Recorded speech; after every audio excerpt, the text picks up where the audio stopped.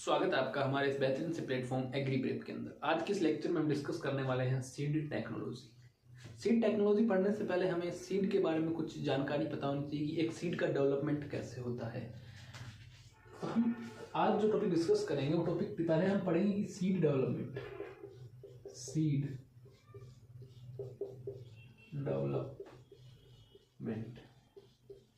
एक सीड का डेवलपमेंट कैसे होता है। देखिए, एक क्वेश्चन आपसे है कि सीड का डेवलपमेंट मेल फ्लावर में होता है या फीमेल फ्लावर में।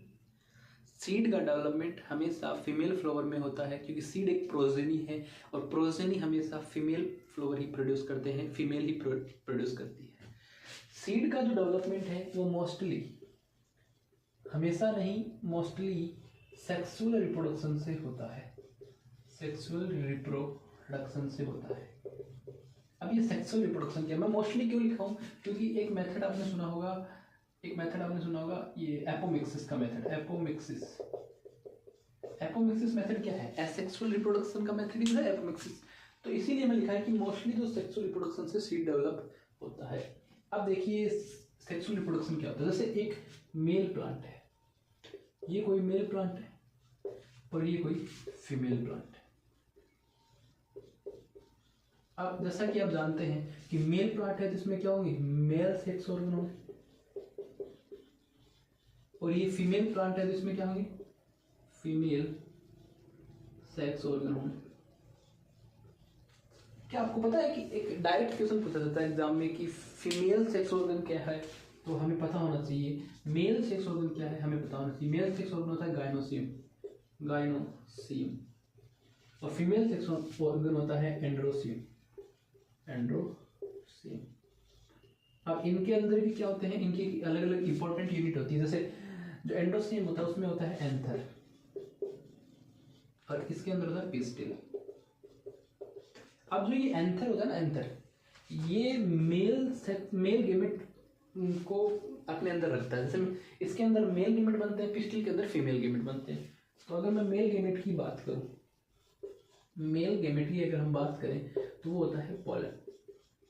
और अगर मैं फीमेल गेमेट की बात करूं तो वो होता है, फीमेल गेमेट क्या होता है, एग। और जब एक पोलन और एक एग में दोनों में फर्टिलाइजेशन होता है तो क्या बनता है, जाइगोट बनता है। और जब जाइगोट से क्या बनेगा, एम्ब्रियो बनेगा। और जाइगोट से क्या बनेगा, एम्ब्रियो बनेगा। एम्ब्रियो से क्या बनेगा, सीड बनेगा। और सीड से क्या बनेगा, एक न्यू प्लांट बनेगा। तो हमने यही तो डिस्कस किया कि मोस्टली जो सीड का डेवलपमेंट होता है वो सेक्सुअल रिप्रोडक्शन से ही होता है और जो प्रोसेस होती है वो ये होती है। तो आपको एक चीज़ की समझ में आती है कि एक सीड है उसका डेवलपमेंट हमेशा सेक्सुअल रिप्रोडक्शन से ही होता है। अब हम आगे एक इसी का फीमेल फ्लावर, ये एक जो फ्लावर की स्ट्रक्चर होती है वो जानेंगे। अब जो हमने सीड के डेवलपमेंट के अंदर जो स्ट्रक्चर्स पढ़ी थी, ये एक फ्लावर का डायग्राम है। अब देखिए ये क्या है, एंथर है। इसके अंदर क्या होते हैं, पोलन क्या है, male sex gamete.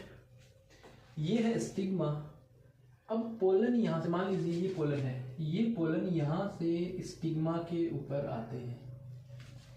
Pollen stigma के ऊपर, मान लीजिए यहाँ क्या आ गया, पोलन आ गया। इस पोलन के अंदर 2 न्यूक्लियाई होते हैं। कितने न्यूक्लियाई होते हैं, 2 न्यूक्लियाई होते हैं। ये पोलन यहाँ से पोलन ट्यूब के द्वारा इस ओव्यूल में एंटर कर जाते हैं। तो हमें ये समझना है कि इस एंथर से पोलन स्टिग्मा पर जाते हैं। अब सेम प्लांट में जा रहे हैं तो सेल्फ पॉलिनेशन हो गया। और अगर ये पोलन किसी दूसरे प्लांट में चला जाता तो क्रॉस पॉलिनेशन होता। तो हम अभी पॉलिनेशन डिस्कस नहीं कर रहे हैं। हमने कहा कि एंथर से पोलन स्टिग्मा पे गया और एक पोलन ट्यूब बनाते हुए वो ओवल के अंदर चले जाते हैं। अब मैं इस ओवल की स्ट्रक्चर यहाँ बनाता हूँ कि एक ओवल की क्या स्ट्रक्चर होती है। जैसे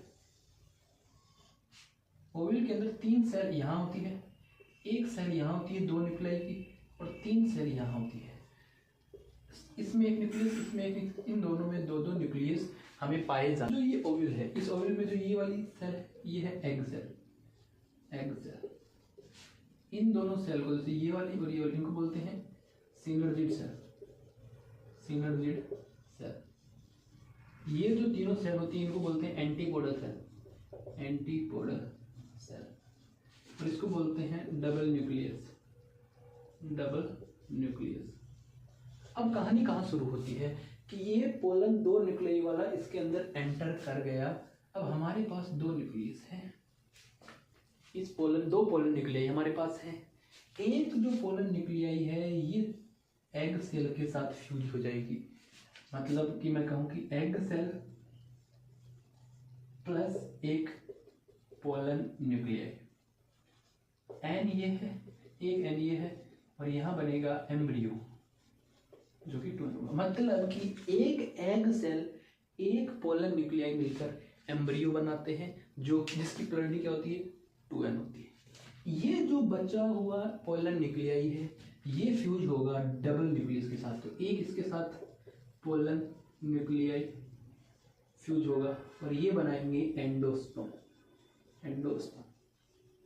अब जैसे हमें पता है कि ये 2n है, डबल न्यूक्लियस है, ये पोलन न्यूक्लियाई n है, तो जो एंडोस्पर्म की पोलैरिटी होगी वो 3n होगी, जो कि बहुत ही इंपॉर्टेंट है। बहुत से एग्जाम्स में पूछ लिया जाता है कि जैसे मान लीजिए आपको पूछ लिया मेज की पोलैरिटी पूछ ली एंडोस्पर्म की, तो मेज के अंदर 2n = 20।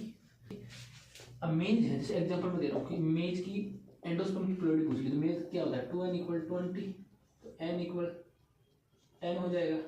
और अगर यहाँ रखेंगे 3 × 10 तो 30 पोलैरिटी एंडोस्पर्म की किसकी आ गई, मेज की आ गई। तो ऐसे इस एंडोस्पर्म पे भी क्वेश्चन पूछ लिए जाते हैं। तो ये बेसिकली हमने चीज जो डायग्राम हमने पढ़ा कि एक पोलन एक एंथर से पोलन स्टिग्मा पे आता है, स्टिग्मा से पोलन ट्यूब के द्वारा इस ओव्यूल के अंदर जाता है। ये ओवेरी है और ये जो स्ट्रक्चर है इसको ओवेरी बोलते हैं, और इसके अंदर जो है ये ओव्यूल है। आप इस ओव्यूल को एक और नाम भी दे सकते हैं। आप इसे कह सकते हैं एम्ब्रियो सेक भी। इसको क्या कह सकते हैं, एम्ब्रियो सेक भी कह सकते हैं। मतलब इसमें जहाँ एम्ब्रियो रहता है, ऐसा सेक जहाँ एम्ब्रियो रहता है, तो एम्ब्रियो सेक भी इसे कर सकते हैं। नेक्स्ट हम आगे जो चीजें पढ़ने वाले हैं वो हम एक सीड की स्ट्रक्चर पढ़। एक सीड जो होता है, ये मान लीजिए एक सीड है, ये मेनली 3 चीजें कंसिस्ट करता है। मतलब एक अगर परफेक्ट सीड बताना है तो उस सीड के अंदर 3 चीजें होनी चाहिए। एक एंडोस्पर्म होना चाहिए, एक एम्ब्रियो प्रेजेंट होना चाहिए, और एक उसमें सीड कोट होता है। अगर ये 3 चीजें हैं, अगर लिविंग एम्ब्रियो है, लिविंग एंडोस्पर्म है और सीड कोट है, तो हम उसको परफेक्ट सीड कह सकते हैं। अब देखिए एम्ब्रियो के अंदर 2 इमर्जिंग स्ट्रक्चर होती है। एक होता है प्लूम्यूल और एक होता है प्लूम्यूल, एक होता है रेडिकल। रेडिकल से रूट इमर्ज होती है, प्लूम्यूल से शूट इमर्ज होती है। सीड कोट है, ये क्या करता है, प्रोटेक्शन प्रोवाइड करता है, प्रोवाइड प्रोटेक्शन टू एंडोस्पर्म और एम्ब्रियो, या ओवरऑल सीड भी बोल सकते हैं। अब एंडोस्पर्म है, तो एंडोस्पर्म क्या फूड स्टोरेज का काम करता है, food storage and provide nutrient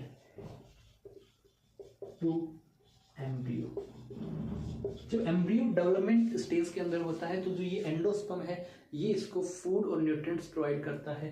तो ये एक बेसिक स्ट्रक्चर अपन सीड की है कि एक आपको पूछ लिया जाए कि सीड के अंदर बेसिक चीज़ें क्या होती है, तो उसमें एंडोस्पर्म होता है, उसमें एम्ब्रियो होता है, उसके अंदर सीड कोट होता है। अब ये चीज़ें कहाँ से आई, जैसे सीड कोट जो ओवेरी है उसके इंटेग्यूमेंट से आता है। 2 तरह के इंटेग्यूमेंट होते हैं, outer integument, inner integument. Outer integument से आउटर सीड कोट बनता है। मैं यहाँ लिख देता हूँ, जो सीड कोट है वो मोस्टली 2 तरह का होता है। एक होता है आउटर सीड कोट, ये होता है इनर सीड कोट।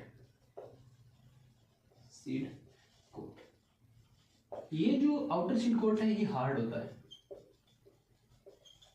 और इसको बोलते हैं ये जो आउटर सीड कोट है ये हार्ड होता है और इनर सीड कोट है ये थिन पतला होता है और ज़्यादा मतलब है आप कह सकते हैं कि हार्ड नहीं होता। और इनर सेगमेंट बोलते हैं टैगमेंट, टैगमेंट, और इसको बोलते हैं टेस्टा। ये क्या है, एक हार्ड लेयर है, ऐसे लिख सकते हो, ये क्या है, एक हार्ड लेयर है। तो ये बेसिक नॉलेज है। एंडोस्पर्म की प्लोइडी 3n होती है। प्लूमिल और रेडिकल दो इमर्जिंग स्ट्रक्चर हैं जिससे रूट और शूट बनता है। आप ऐसे मान सकते हो जैसे ये एक एम्ब्रियो है, इसके ये क्या है, एम्ब्रियोनल एक्सिस है, एम्ब्रियोनल एक्सिस है। इसका जो ऊपर का पार्ट है, अब शूट ऊपर निकलती है तो ऊपर कौन सा पार्ट आएगा, प्लूमिल का जाएगा।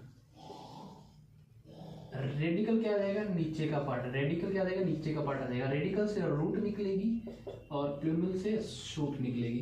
तो ये बेसिक स्ट्रक्चर है जो आपको पता होना चाहिए एक सीड के बारे में। ये सीड है, इसकी बेसिक स्ट्रक्चर 3 बेसिक स्ट्रक्चर है, आप देख सकते हैं।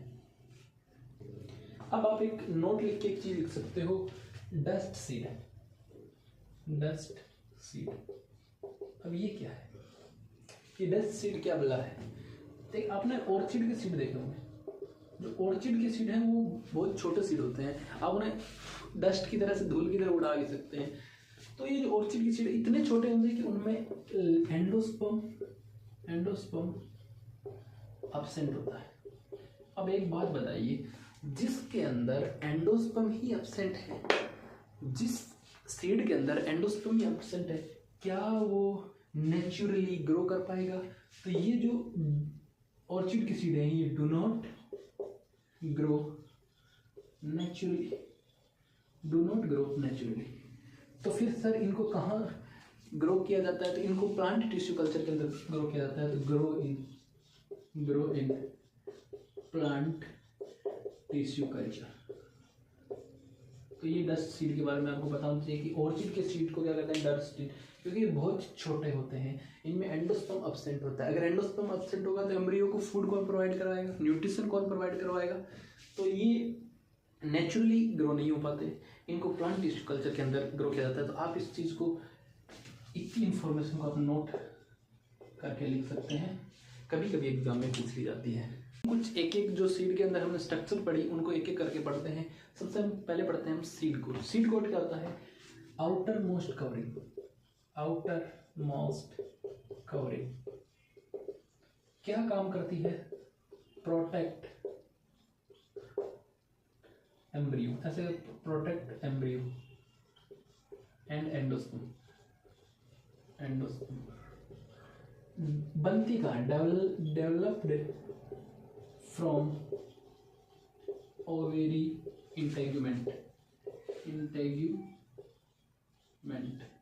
अब ये वाला जो इंटेग्यूमेंट है ये दो तरह का होता है। एक होता है आउटर इंटेग्यूमेंट जो मैं पहले भी बताया, एक होता है इनर इंटेग्यूमेंट। आउटर इंटेग्यूमेंट से क्या बनता है? आउटर सीड कोट बनता है, आउटर सीड कोट बनता है। और जिसको जो आउटर सीड और इनर से क्या बनता है? इनर सीड कोट बनता है, इनर सीड कोट बनता है। और इसको क्या बोलते हैं? जो इनर सीड कोट है, आउटर सीड कोट है, इनको क्या बोला जाता है? तो इसको बोला जाता है टेस्टा। ये क्या है? हार्ड होता है, हार्ड, और इसको बोला जाता है टैगमेंट। तो ये आप ध्यान रख सकते हैं किसके बारे में? एक सीड कोट के बारे में। नेक्स्ट हम जो डिस्कस करने वाले हैं वो कोटिलिडन क्या है। आप कह सकते हो कि एम्ब्रियोनिक लीफ को ही, एम्ब्रियोनिक लीफ जो होती है, एम्ब्रियोनिक लीफ जो होती है उसी को ही कोटिलिडन कहते हैं। इसका जो काम क्या होता है? ये फूड को स्टोरेज करता है, फूड को स्टोर करता है, storage for embryo development, embryo development. तो ये भी कोटिलिडन बेसिकली क्या होता है कि जो एंडोस्पर्म होता है वैसे कोटिलिडन होता है। जो एंडोस्पर्म होता है वो सीरियल्स के अंदर होता है और कोटिलिडन होता है वो पल्सेस के अंदर होता है। इतना ही डिफरेंस होता है। अब इसके बेसिस पे हम जो सीड है उसको दो भागों में, सीड की जो कैटेगरी है उसको दो भागों में कर देते हैं। एक होता है monocot seed, monocot seed,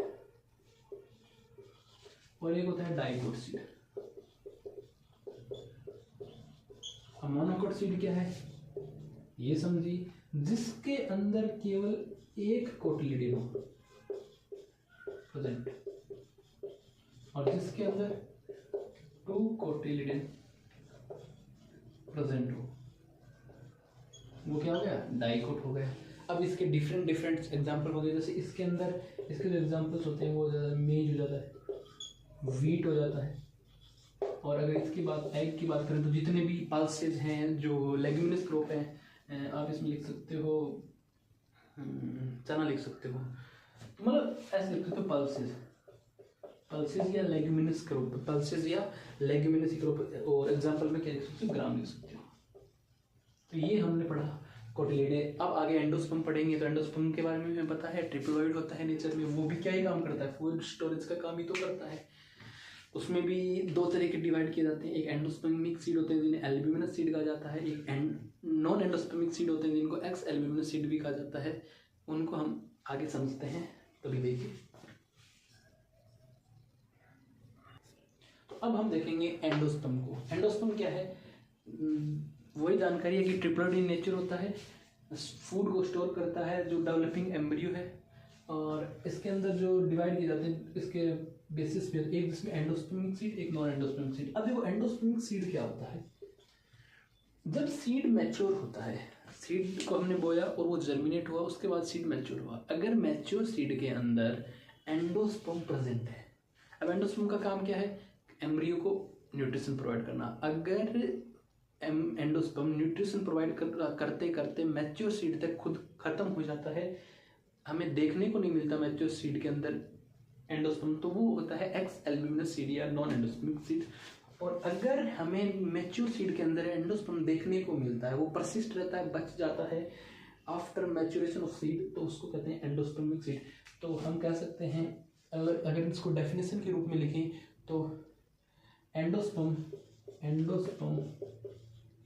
persist in mature seed। और इसके अंदर क्या हो जाता है, absent रहता है, endosperm do not persist after mature of seed। तो ये बेसिक सी जानकारियाँ थी। नेक्स्ट क्लास में हम जो चीज़ें पढ़ेंगे वो डिफरेंट, इसमें ही कुछ पार्ट सीड के बच गए वो पढ़ेंगे, और जो कैटेगरी है सीड की, चाहे वो फाउंडेशन सीड हो, चाहे वो सर्टिफाइड सीड हो, चाहे वो न्यूक्लियस सीड हो, चाहे ब्रीडर सीड हो, उनके बारे में जो कंप्लीट इन्फॉर्मेशन है वो पढ़ेंगे। आप हमारे साथ जुड़ सकते हैं। अगली लेक्चर आपको अच्छा लगा तो आप लाइक कीजिए।